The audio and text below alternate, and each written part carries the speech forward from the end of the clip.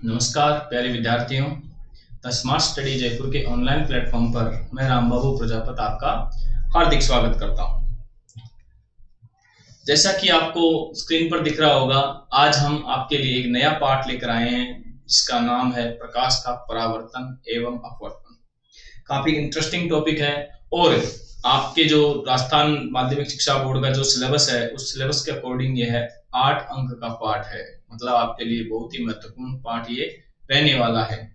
आपके इससे पहले एक पाठ और आया था जिसका नाम था जैव प्रक्रम, और स्टार्टिंग में हमने वही पाठ लिया था, वो भी 8 अंक का पाठ था और ये पाठ भी 8 अंक का है। मतलब पूरे सिलेबस में सबसे ज्यादा अंकों के केवल ये 2 पाठ ही है। एक का नाम जैव प्रक्रम है, दूसरे का नाम प्रकाश का परावर्तन एवं अपवर्तन है। तो आज हम पाठ 9 लेकर आए हैं जिसका नाम है प्रकाश का परावर्तन एवं अपवर्तन।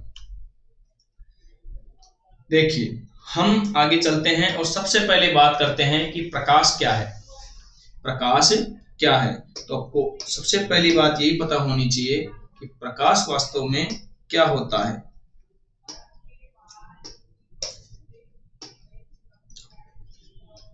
प्रकाश, देखिए हम प्रकाश के महत्व को समझते हैं। सबसे पहले हम देखते हैं कि जब हम किसी अंधेरे कमरे में जाते हैं या ऐसे स्थान पर जाते हैं जहां पर प्रकाश नहीं पहुंचता है, हम देखते हैं वहां हमें कुछ भी दिखाई नहीं देता। हम वहां पर ये महसूस करते हैं कि उस स्थान पर हमें कुछ भी दिखाई नहीं देता है, अर्थात वहां सब कुछ अंधेरे में तब्दील हो रखा है। और हम देखते हैं कि जैसे ही उस अंधेरे कमरे में या अंधेरे स्थान पर हम प्रकाश लाते हैं तो प्रकाश लाने पर सभी जो वस्तुएं वहां पर उपस्थित है वे प्रकाशमान हो जाती है, प्रदीप्त हो जाती है और हमें दिखाई देने लगती है। अर्थात प्रकृति में प्रकाश का भी एक विशेष महत्व है। मतलब हमें किसी भी दूसरी वस्तु को या किस स्थान को देखने के लिए किसकी आवश्यकता होती है? प्रकाश की आवश्यकता होती है। और आपको ये पता होना चाहिए कि इस प्रकृति में प्रकाश का सबसे बड़ा जो प्राकृतिक स्रोत है वो क्या है? सूर्य। क्या है? सूर्य। तो यहाँ पर मैं सबसे पहली लाइन यही लिखता हूं कि प्रकाश का सबसे बड़ा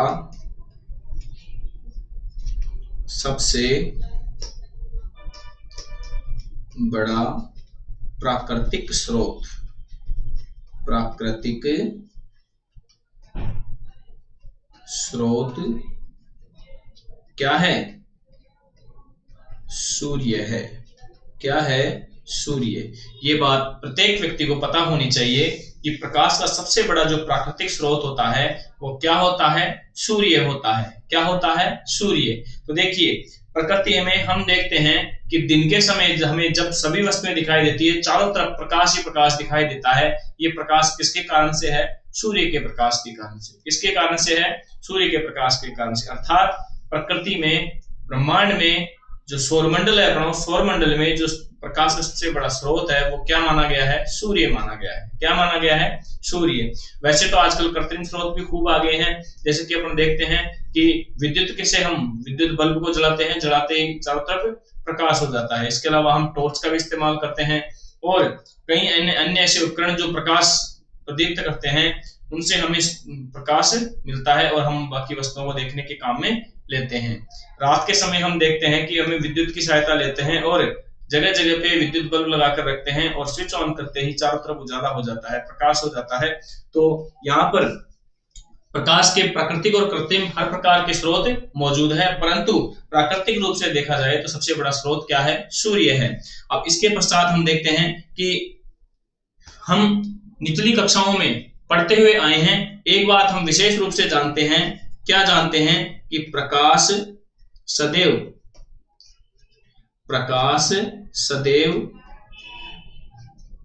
सीधी रेखा में गमन करता है। कैसी रेखा में गमन करता है? सीधी रेखा में गमन करता है।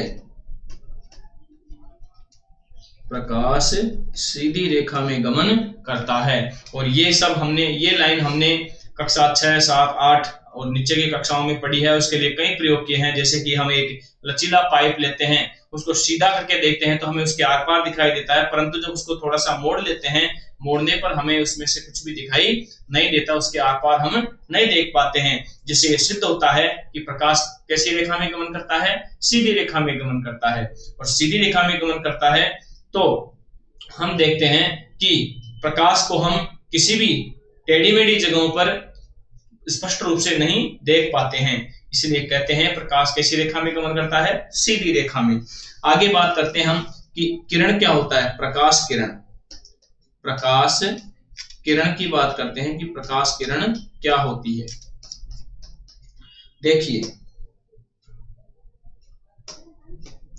स्रोत से आने वाले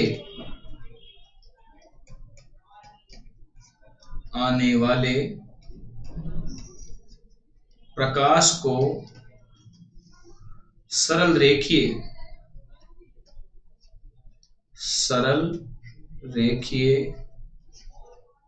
पथ में इंगित करने वाली किरण क्या कहलाती है, प्रकाश किरण कहलाती है। प्रकाश किरण कहलाती है। क्या कहलाती है, प्रकाश किरण कहलाती है। आगे बात समझ में, स्रोत से आने वाले प्रकाश को सरल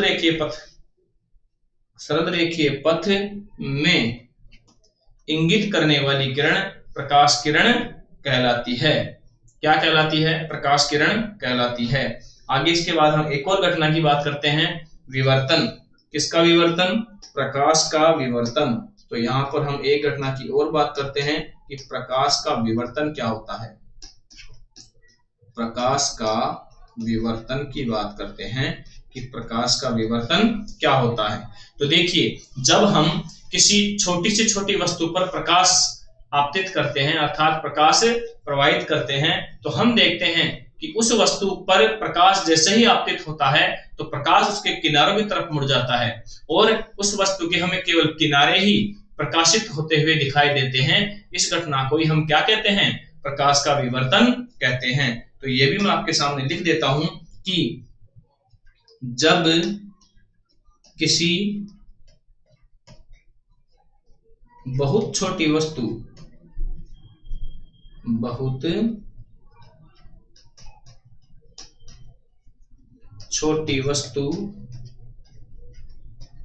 पर प्रकाश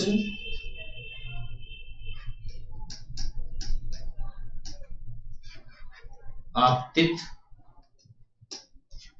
किया जाता है तो प्रकाश उससे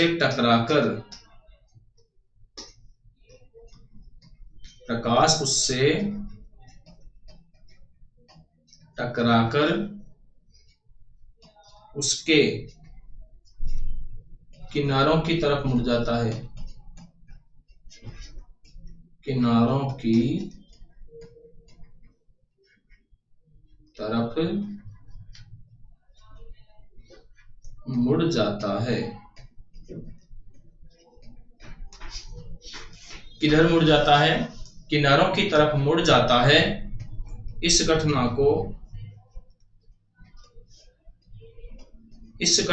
को विवर्तन कहते हैं। क्या कहते हैं, विवर्तन कहते हैं।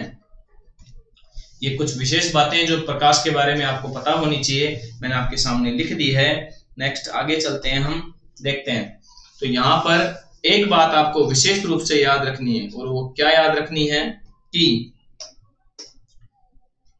प्रकाश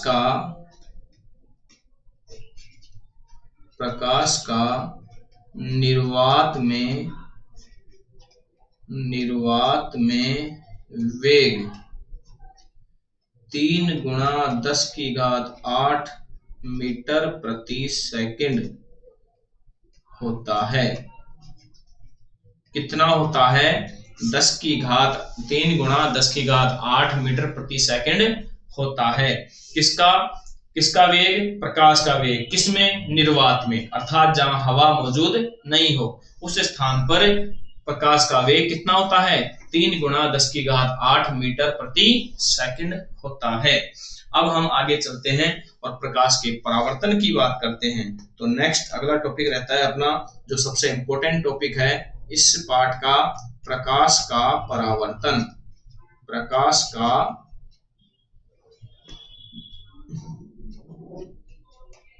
परावर्तन।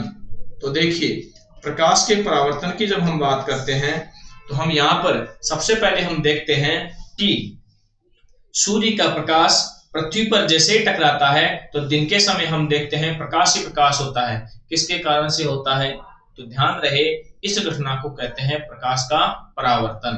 क्या कहते हैं? प्रकाश का परावर्तन। अर्थात प्रकाश के परावर्तन के कारण ही पृथ्वी पर हमेशा चारों तरफ देखने पर प्रकाश ही प्रकाश दिखाई देता है। आगे बात समझ में? तो देखिए, यहाँ पर यदि प्रकाश के परावर्तन की बात करें तो इसकी परिभाषा हो जाएगी, जब कोई प्रकाश की किरण जब कोई प्रकाश की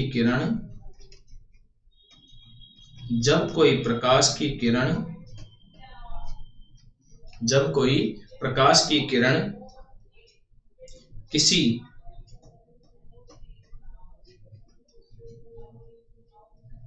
पृष्ठ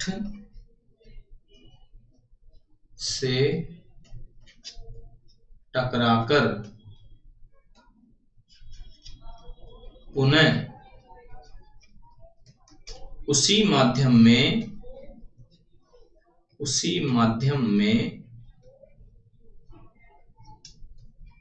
माध्यम में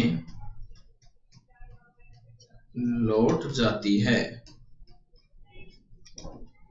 जब कोई प्रकाश की किरण किसी पृष्ठ से टकराकर उसी माध्यम में लौट जाती है तो इस घटना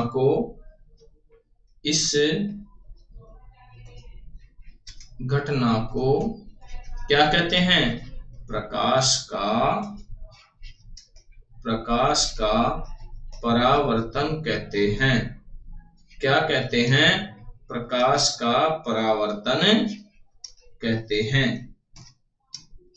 देखिए, जब कोई प्रकाश की किरण किसी पृष्ठ से टकराकर पुनः उसी माध्यम में लौट जाती है तो इस घटना को प्रकाश का परावर्तन कहते हैं। इसके लिए हम चित्र लेते हैं। तो देखिए, यहां से ये मान लो कोई पृष्ठ है और ये पृष्ठ नीचे से इस प्रकार से, मतलब इससे प्रदर्शित होता है कि ये पृष्ठ कैसा है?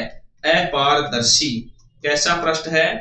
अपारदर्शी पृष्ठ है। जब इस अपारदर्शी पृष्ठ की हम बात करते हैं तो हम देखते हैं इस पर कि ये इसमें अभिलंब के रूप में ये एक रेखा होती है जिसे हम अभिलंब कहते हैं। जब कोई प्रकाश की किरण इस प्रकार से इस पर आपतित होती है, तो हम देखते हैं, देखिए यहां पर जब कोई प्रकाश की किरण इस पर आपतित होती है तो देखिए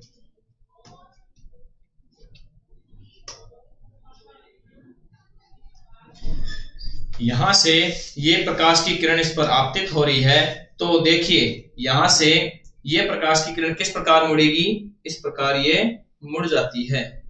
आगे बात समझ में? देखिए इस प्रकार से ये मुड़ जाती है।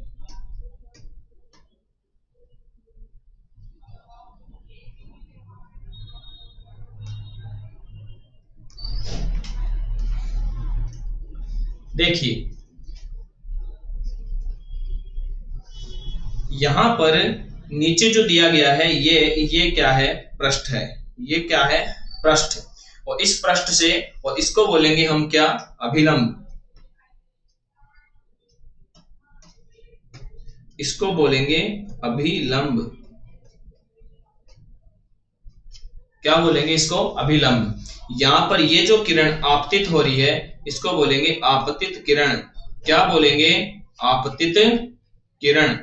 अर्थात पृष्ठ से टकराने वाली किरण को हम क्या बोलते हैं? आपतित किरण कहते हैं। कौन सी किरण कहते हैं? आपतित किरण। और टकराने के पश्चात लौटने वाली जो किरण है, इस किरण को क्या नाम देंगे? तो इस किरण का नाम हो जाएगा, इस किरण का नाम हो जाएगा परावर्तित किरण। कौन सी किरण हो जाएगी ये? परावर्तित किरण। तो देखिए, परिभाषा के अनुसार जब कोई प्रकाश की किरण किसी पृष्ठ से टकराकर पुनः उसी माध्यम में लौट जाती है तो इस घटना को प्रकाश का परावर्तन कहते हैं। और इसके लिए हमने चित्र बनाया है। एक किरण देखिए, यहां से, ये मान लो यहां सूर्य का प्रकाश है, ये सूर्य है, इधर से कोई प्रकाश की किरण आ रही है और वो प्रकाश की किरण यहां से पृष्ठ से टकरा रही है, तो अभिलंब के साथ में कुछ कोण बनाएगी। तो देखिए यहाँ पर एक कोण बनता है जिसे मैं आई से रिप्रेजेंट करता हूं, तो इस कोण को नाम देंगे आपतन कोण। क्योंकि आपतित किरण ये कोण बना रही है तो इस कोण का नाम हो जाएगा आपतन कोण। और इसी प्रकार से इधर जो किरण टकराकर पुनः लौट रही है वो किरण भी कोई ना कोई कोण बनाएगी, तो इस कोण को मैं आर नाम देता हूं और इसका नाम हो जाएगा परावर्तन कोण। क्या नाम हो जाएगा? परावर्तन कोण नाम हो जाएगा। और देखिए इस बिंदु पर आपतित किरण भी मिल रही है, अभिलंब भी मिल रहा है और परावर्तित किरण भी मिल रही है। तीनों किरणें इसी बिंदु पर मिल रही है, अर्थात एक ही तल पर तीनों स्थित है। तो हम इसमें कह सकते हैं कि प्रकाश के परावर्तन में आपतित किरण, अभिलंब तथा परावर्तित किरण तीनों एक ही तल में स्थित होते हैं और दोनों के दोनों कोण आपस में क्या होते हैं? समान। अर्थात कोण आई बराबर क्या होता है? कोण आर होता है। तो देखिए परावर्तन के इससे दो नियम सिद्ध होते हैं। कौन कौन से? एक तो पहला नियम तो क्या हो गया?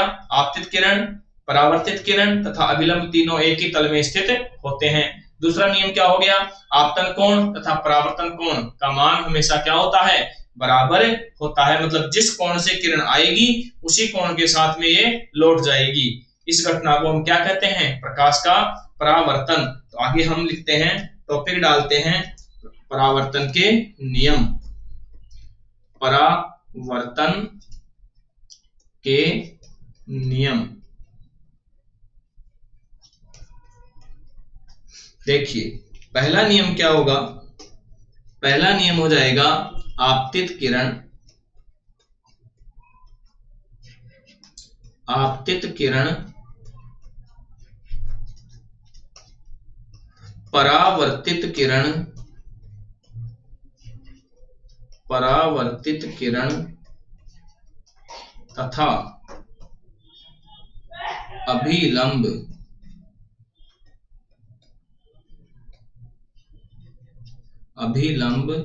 तीनों एक ही तल में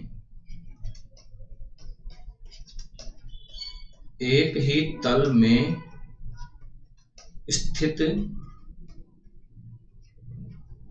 होते हैं, एक ही तल में स्थित होते हैं। और दूसरा नियम क्या हो जाएगा इसका?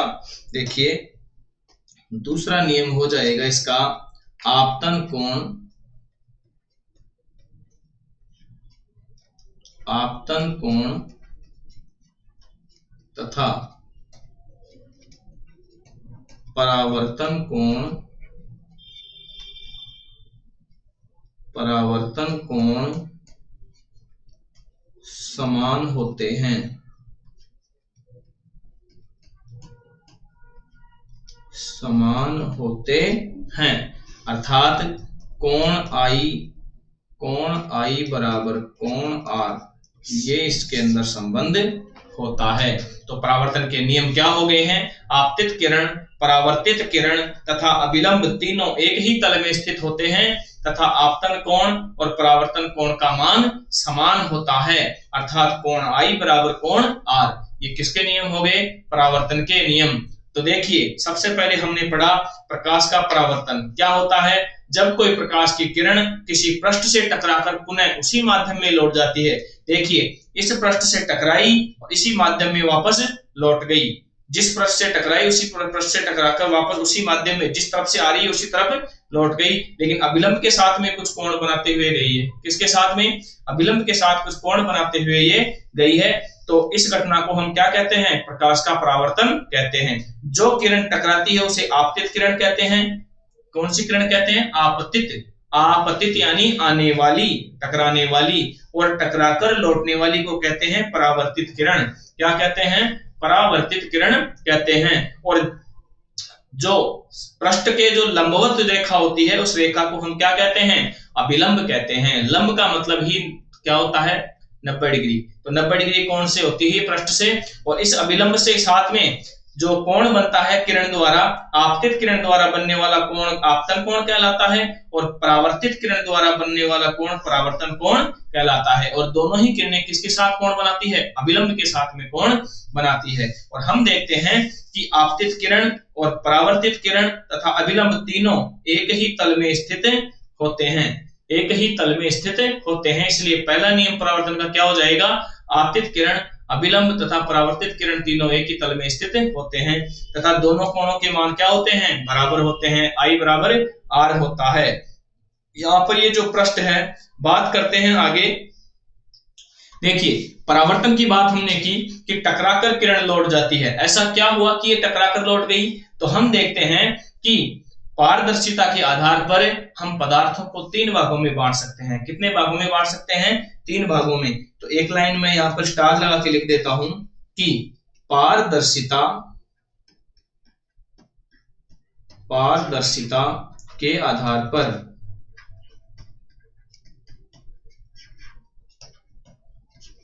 पदार्थ 3 प्रकार के होते हैं।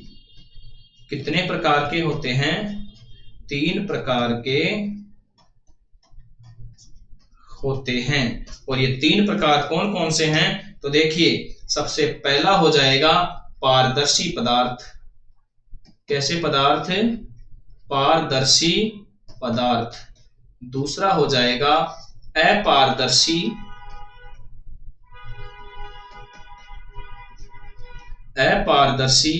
पदार्थ। और तीसरा हो जाएगा पारभासी पदार्थ। तीसरा क्या हो जाएगा? पारभासी पदार्थ। इनकी परिभाषाएं मैं आपको मौके के लिए बता देता हूं। पारदर्शी, देखिए, पारदर्शी का मतलब क्या होता है? पारदर्शी का मतलब होता है ऐसे पदार्थ हम जिनके आर पार देख सकते हैं, स्पष्ट देख सकते हैं। ऐसे पदार्थ जिनके आर पार स्पष्ट दिखाई देता है क्या कहलाते हैं? पारदर्शी पदार्थ कहलाते हैं। और ऐसे पदार्थ जिनके आर पार हम कुछ भी नहीं देख सकते, वे अपारदर्शी पदार्थ कहलाते हैं। क्या कहलाते हैं? अपारदर्शी। और ध्यान रहे कि जो पृष्ठ अपारदर्शी होगा, परावर्तन की घटना उन्हीं पदार्थों में होती है। प्रकाश के परावर्तन की घटना किन किन पृष्ठों पर होती है? जो पृष्ठ अपारदर्शी होते हैं। कैसे होते हैं? अपारदर्शी पृष्ठों पर ही प्रकाश के परावर्तन की घटना होती है। जबकि अपवर्तन की घटना कहां होगी? जिस पृष्ठ में से हम आर पार देख सकते हैं, अर्थात जो पारदर्शी पदार्थ होते हैं, उन पदार्थों के अंदर प्रकाश की कौन सी घटना होती है? अपवर्तन की घटना होती है। आगे चलते हैं और तीसरा देखते हैं हम पारभासी पदार्थ। और पारभासी का मतलब क्या होता है? मिक्स में, अर्थात हम उनके अंदर से देख भी सकते हैं परंतु स्पष्ट नहीं देख सकते। देख तो सकते हैं परंतु स्पष्ट नहीं देख सकते। तो ऐसे पदार्थ क्या कहलाते हैं? पारभासी पदार्थ कहलाते हैं। मैं परिभाषा बता देता हूं। ऐसे पदार्थ जिनके आर पार देख तो सकते हैं परंतु स्पष्ट दिखाई नहीं देता है, क्या कहलाते हैं? पारभासी पदार्थ कहलाते हैं। तो आगे हम बात करते हैं, परावर्तन के नियम हमने पढ़ लिए, पारदर्शिता के आधार पर पदार्थों के बारे में हमने पढ़ लिया है। नेक्स्ट आगे चलते हैं और हम पढ़ते हैं परावर्तन के प्रकार। तो देखिए, इनको भी मैं आपको नाम लिखकर ही बताता हूं। परावर्तन के प्रकार। परावर्तन के प्रकार। तो देखिए, परावर्तन भी 2 प्रकार के होते हैं। कितने प्रकार के होते हैं? 2 प्रकार के होते हैं। लिख देते हैं परावर्तन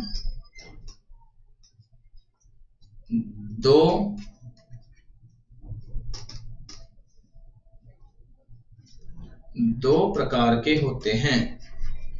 2 प्रकार के होते हैं। और ये 2 प्रकार कौन कौन से हैं? तो देखिए, पहला है नियमित परावर्तन। कौन सा परावर्तन? नियमित परावर्तन। देखिए, ये टॉपिक आपके एग्जाम में आए या नहीं आए, परंतु आपके लिए समझना अति आवश्यक है, क्योंकि ये कुछ घटनाएं ऐसी होती है जो हमारे दैनिक जीवन में होती तो है, पर हम इनसे अनजान रहते हैं। तो देखिए, हम बात कर रहे हैं नियमित परावर्तन की। इसके लिए मैं आपको एक प्रयोग बताता हूं, जो शायद बचपन में आप सबने किया होगा, अभी भी करते होंगे। अक्सर हम देखते हैं कि दिन के समय जब हम आईना लेते हैं, आईना जानते हो, कांच का टुकड़ा जिसमें हम अपनी शक्ल देखते हैं, है ना, साज श्रृंगार करते हैं, उसे बोलते हैं आईना, दर्पण। अर्थात आईने को जब हम सूर्य के सामने रखते हैं और उसे एक विशेष दिशा में घुमाकर देखते हैं, अर्थात दीवार की तरफ मोड़ते हैं, तो हम देखते हैं कि हम उस आईने से दीवार पर कुछ फोकस डालते हैं, अर्थात वहां पर हमें प्रकाश का कुछ प्रतिबिंब दिखाई देता है, एक किरण पुंज दिखाई देता है, जहां से दीवार चमकती हुई दिखती है। तो इस घटना को ही नियमित परावर्तन कहते हैं। कैसे? हम देखते हैं कि जो आईना होता है, उस आईने का पृष्ठ कैसा होता है? बिल्कुल समतल। समतल के साथ में कैसा होता है? चिकना। तो यदि इसके लिए हम परिभाषा बना सकते हैं कि किसी चिकने या समतल पृष्ठ पर यदि प्रकाश किरणें आपतित की जाए, तो हम देखते हैं कि परावर्तन के पश्चात किरणें एक ही दिशा में मुड़ जाती है, अर्थात वह पृष्ठ किसी विशेष दिशा से देखने पर चमकता हुआ दिखाई देता है। इस घटना को ही हम क्या कहते हैं? प्रकाश का नियमित परावर्तन कहते हैं। मैं परिभाषा लिख भी देता हूं आपके सामने। देखिए,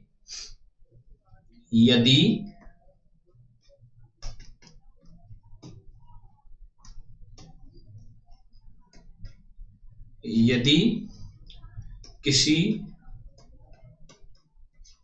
समतल या चिकने पृष्ठ पर प्रकाश किरणें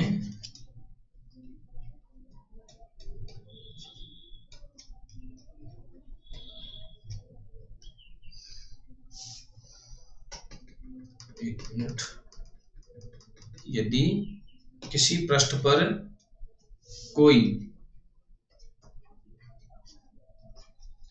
प्रकाश पुंज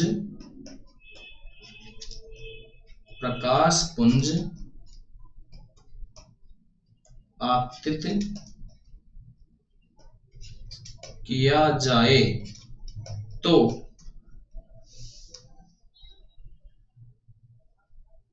उससे आने वाली प्रकाश किरणें किसी विशेष दिशा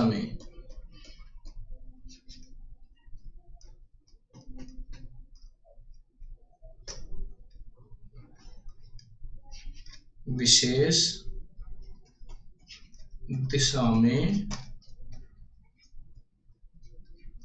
मुड़ जाती है, किसी विशेष दिशा में मुड़ जाती है, अर्थात किसी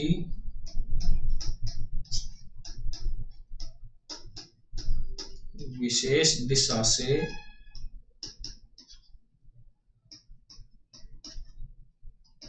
देखने पर वह पृष्ठ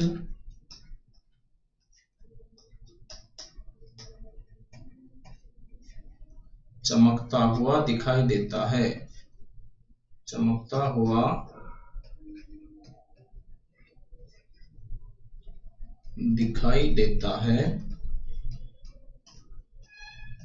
इस घटना को प्रकाश का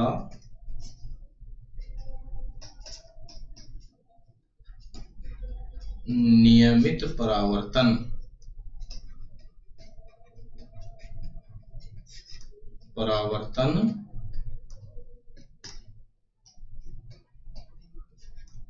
कहते हैं।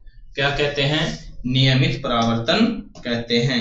इसी प्रकार से दूसरा परावर्तन का प्रकार होता है, उसे बोलते हैं विसरित परावर्तन। क्या बोलते हैं? विसरित परावर्तन। और विसरित परावर्तन क्या होता है? देखिए, जब कोई प्रकाश पुंज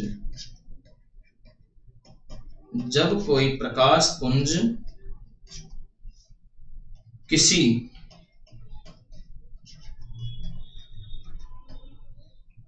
खुरदरे पृष्ठ पर आपतित होता है तो प्रकाश किरणें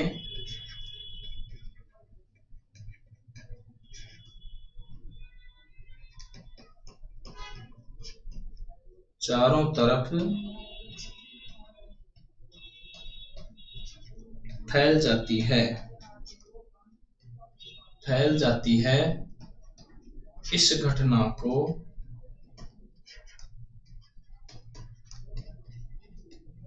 विसरित परावर्तन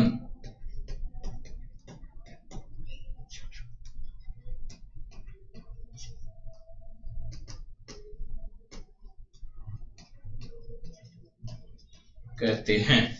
क्या कहते हैं? विसरित परावर्तन कहते हैं। और आपको यह भी पता होना चाहिए कि दिन के समय जब पृथ्वी पर प्रकाश होता है चारों तरफ, इसका कारण भी विसरित परावर्तन है, ना कि नियमित परावर्तन। कौन सा परावर्तन है? विसरित परावर्तन।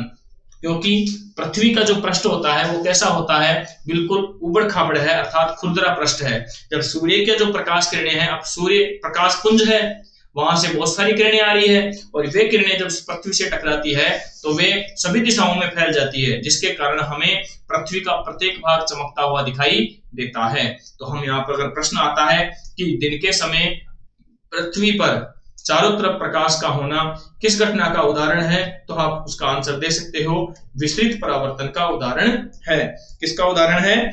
विसरित परावर्तन का उदाहरण है। आगे चलते हैं हम। परावर्तन के पश्चात हमने परावर्तन के नियमों की बात की, फिर हमने परावर्तन के प्रकार पढ़े। अब हम बात करते हैं दर्पण की। मतलब परावर्तन के लिए हमें किसकी आवश्यकता होती है? दर्पण की आवश्यकता होती है। तो अब हम नेक्स्ट टॉपिक में बात करते हैं किसकी? दर्पण की। तो अपना अगला टॉपिक रहने वाला है दर्पण। क्या रहने वाला है? दर्पण। अब दर्पण की परिभाषा क्या होगी? तो देखिए, यदि हम किसी कांच के टुकड़े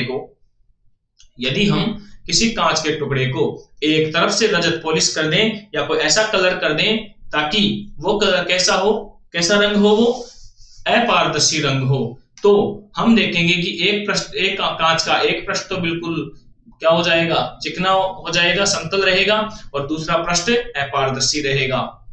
तो इस प्रकार से बनी व्यवस्था को हम क्या कहते हैं? दर्पण कहते हैं। और जो बिना रंग किया हुआ पृष्ठ होता है, उस पृष्ठ को हम नाम देते हैं परावर्तक पृष्ठ।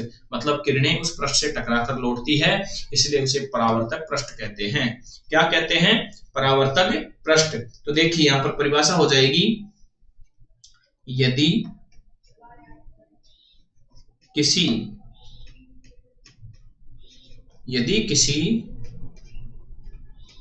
कांच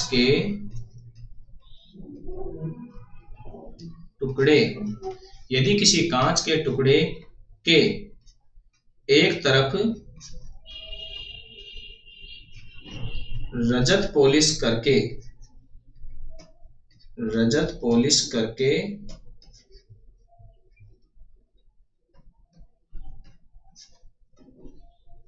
दूसरे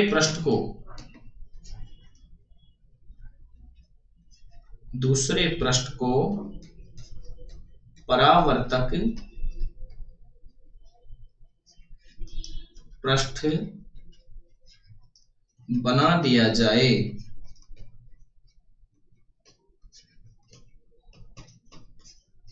तो उसे